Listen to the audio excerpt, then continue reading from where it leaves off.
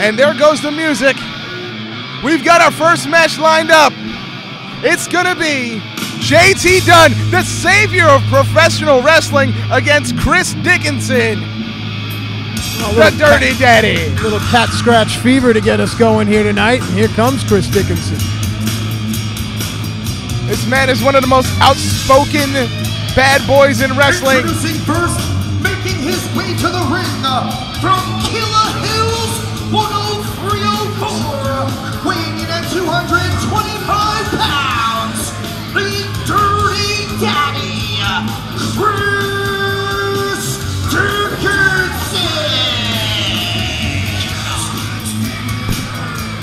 This man has been all over the country, all over the continent, just kicking ass and not taking any names.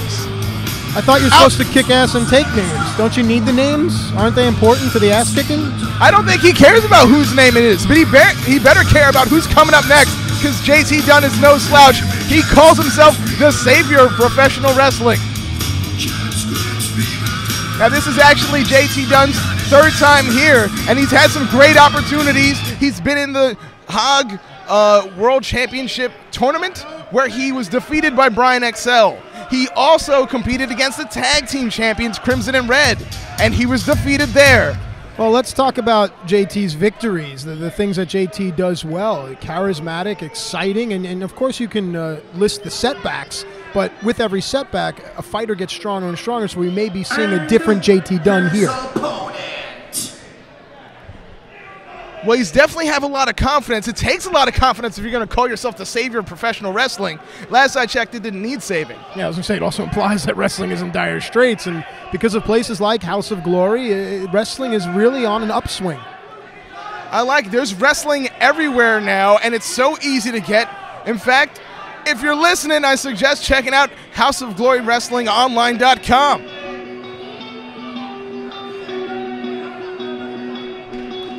Now you hear the tunes playing. The Juice, JT Dunn. You talked about what he has done, the positives he has done. He has won championships all around the East Coast.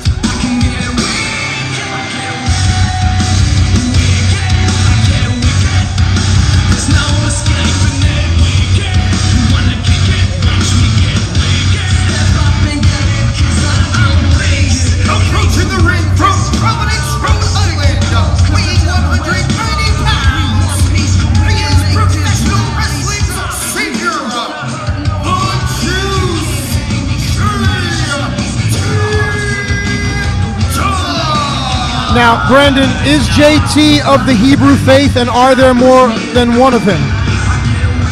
I do not believe he is of the Hebrew faith. I didn't ask.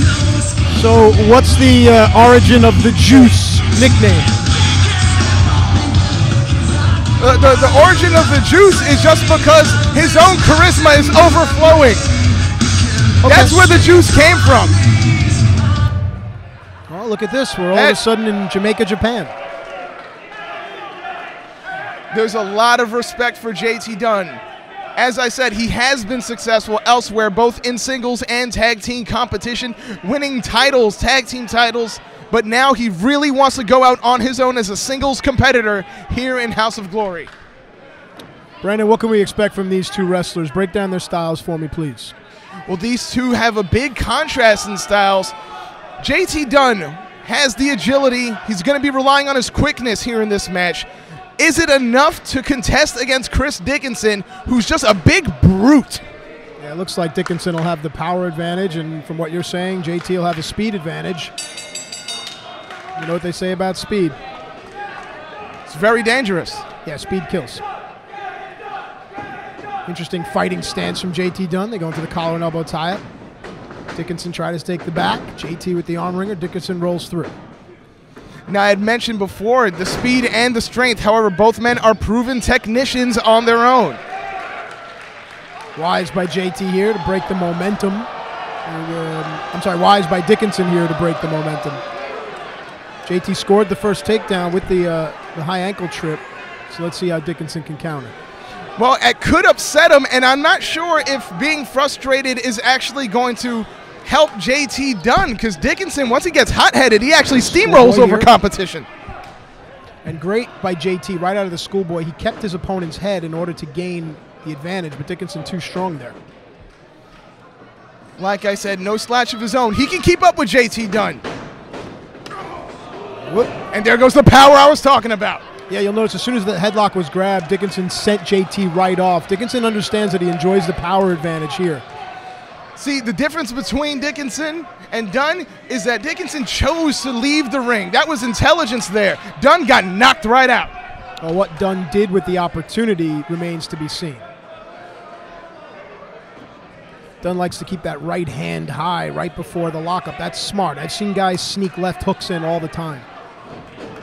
Well, he's also been known as a knockout kid. Very capable of throwing those forearms, and we're seeing some. Dickinson was smart there. It's still very early in the match to follow your opponent in. Oh! Big enziguri from JT Dunn. But you got to take advantage of these situations, really capitalize. Dickinson showing some athleticism and a knee right to the chops. Whoa. There we go. 1, 2. First 2 count of the match. JT Dunn wise to create space. I like that. I like that he was going for the pinfall early. It shows that he wants the win. And now he's driving that knee into the face of JT Dunn. Dickinson took advantage of the fact that the referee was so far away from JT Dunn. Normally when a wrestler goes into a corner, a referee will close the distance. Dickinson saw he had an opportunity and took advantage of it. Oh, and he's no stranger to that. He'll take every opportunity he gets. Dickinson now trapping JT's arms under the ropes. Normally out of here we see some form of strike. Let me ask you, because I've never been in that position, what's it feel like to have your arms wrapped around the ropes like that? You always want to have at least one arm free to protect yourself. And once you realize that your arms are compromised, the chop's usually on its way. Oh, some chops from Dickinson as well. Big chop. Ooh. Looks like Dickinson's strategy here is to knock the wind out of JT from both sides of the plate. You see the smile on his face, though? He's really enjoying this. He's seizing on the fans. He's egging them on. I'm not sure if it's smart, but I like it. I like seeing that confidence. He's saying, come on, get up. Dragging him back there. And the ring presence there, he dragged JT Dunn back to the middle of the ring before applying the hold. You'll notice JT looked like he was going for one thing and then took advantage of what was presented to him. And this is a very nice submission hold. You can see JT just a hair's length away from the ropes, looking for reprieve, trying to get his chest off the mat. Referee will force the break. All right, but he's not letting go. Well, he has till 5. He's aware of it. He's squeezing out every bit of juice. I see what you did there. You're funny in the opening match. Oh, now what's he got in mind? Looks to me like the focus of Dickinson's attack is going to be the left leg of JT Dunn. We talked about how JT would have the speed advantage. You'd have to think that a bum wheel negates the advantage. Oh! Nice. You got to use the ring as a weapon sometimes. I see nothing wrong with what happened there, even though the fans may not have liked it. Oh, nice. Trying to find some space, as you mentioned before. Whatever JT Dunn's strategy was before is not working. Dickinson now going for a time-honored submission. Great counter there by Dunn. But it may not be enough. Championships have changed hands on this move. Far greater men have submitted to this hold, and JT Dunn is holding on and fighting. You know what? If it was me, I would have tapped out already. But you'll notice the way Dickinson is leaning up on the side. That's the only reason that JT is still in this hold. If Dickinson would flatten his back out, it would put the pressure on JT's knee. JT would submit. Yeah, but now that you mention it, if JT can just manage to turn it over himself with the lean, he could reverse the pressure. Only 2 ways out, and JT found one of them.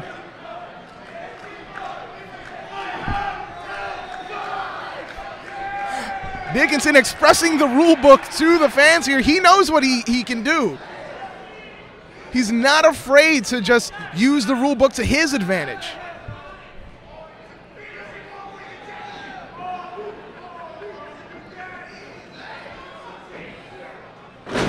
Ooh. Atomic drop, of course, sends shockwaves up your spine, but it also hurts your legs. I'm liking the methodical approach. It wasn't what I was expecting from Dickinson, but he's slowly picking apart Dunn. Dickinson started his attack on the left leg. Cover here, hang on a second, very close to the ropes.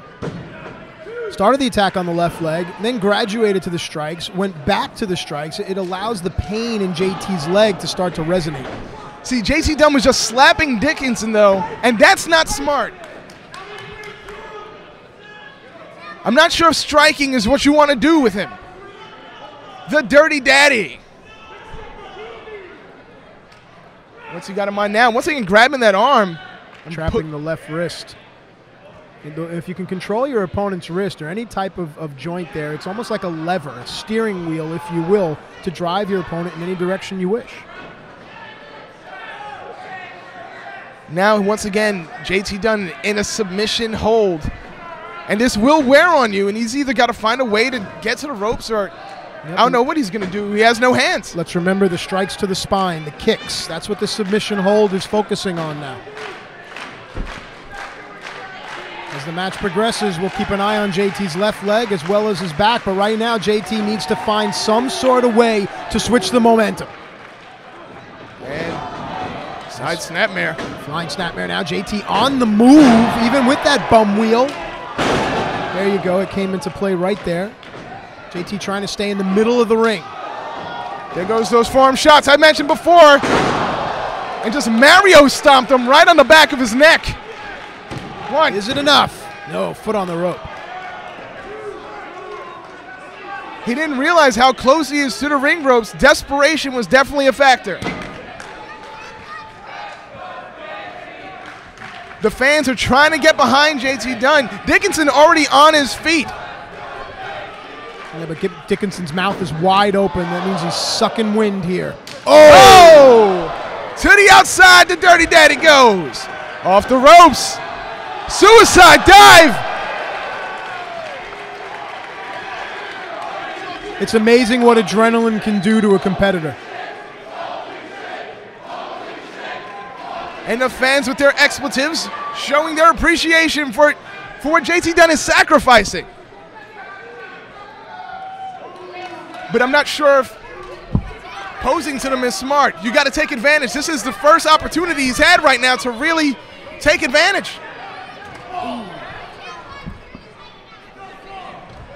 Uh-oh. Missed that. Hard right hand. What's he got in mind? Well, this is what you get when you come to a House of Glory live event. The action comes right into your seat. Oh! I should express this is not a no disqualifications match.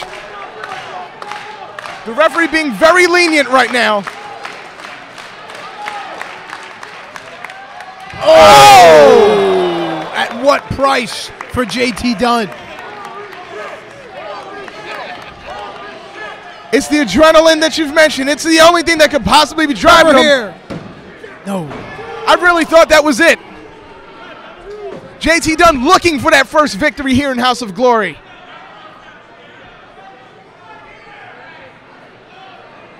At the same time, just as he's hungry for that win, this is Chris Dickinson's debut here. He wants to make an impression. Yeah, Dickinson understands what a victory here at House of Glory would do for his career. I mean, all eyes are on us. Back to the outside. And I think he's taking up too much time.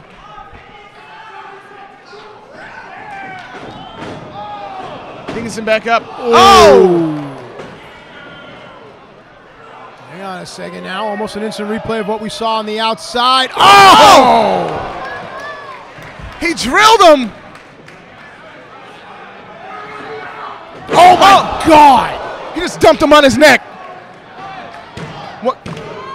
What? Come on, How? kid. How? Stay down. Seriously, sometimes ego and pride collide with judgment in this industry, and after a fall like that, JT Dunn, I mean, honestly, what's the point in just staying down and living to fight another day? What's wrong with that? I think he just doesn't want to suffer another loss. Fair point. I mean, I'm with you. I would have stayed down. But there's a lot of passion in that heart of JT Dunn, and it's got to be the only thing that's bringing him to this point. Dickinson now has Dunn stuffed. Trying to go for a pile driver maybe. No, great reversal there, but Dickinson was strong enough to hold on. And JT with a desperation move. Back to his feet, though. Misses that rolling elbow.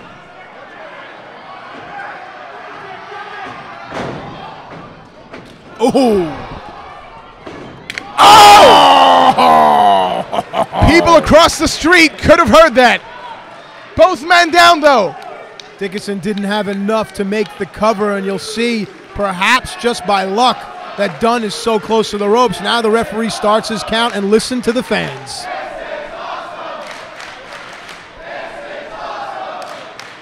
I hear them. I know everyone watching this is hearing them.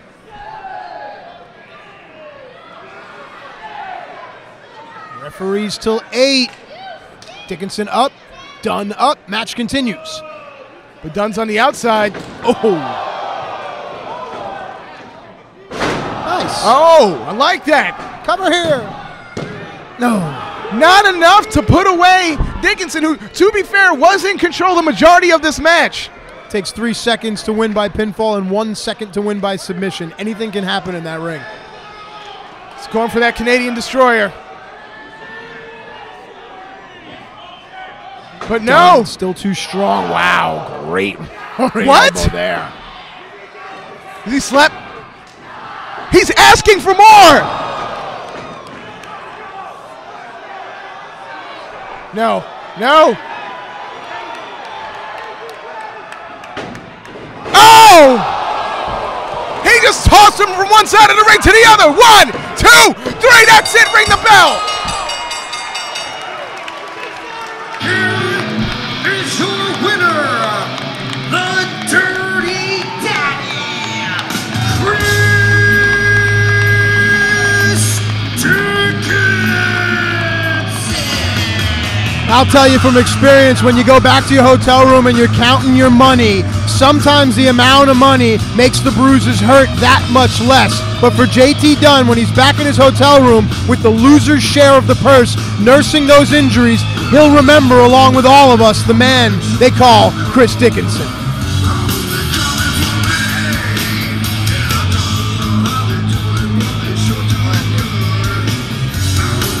That's definitely how you make a debut here.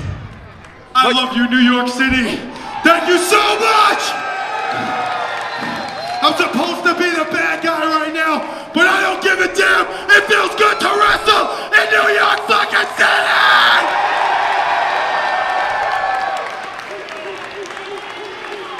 This is what I was talking about. He just goes off, says what he wants. He's a hothead. Pay your respects to that little gentleman over there. He's a tough son of a gun! This right here is the future of this business. You don't like it? Get the hell out of it!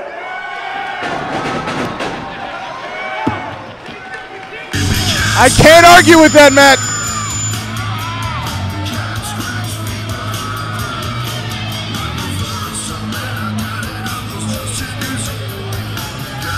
And he's right. Even though JT Dunn suffered one hell of a beating, he also put on a great performance.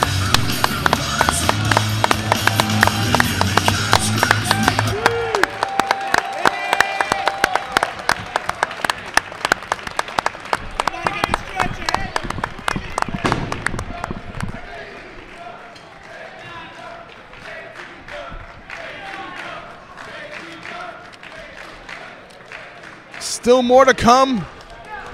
Tag team championships on the line later on today. Red and Crimson defending against EYFBO.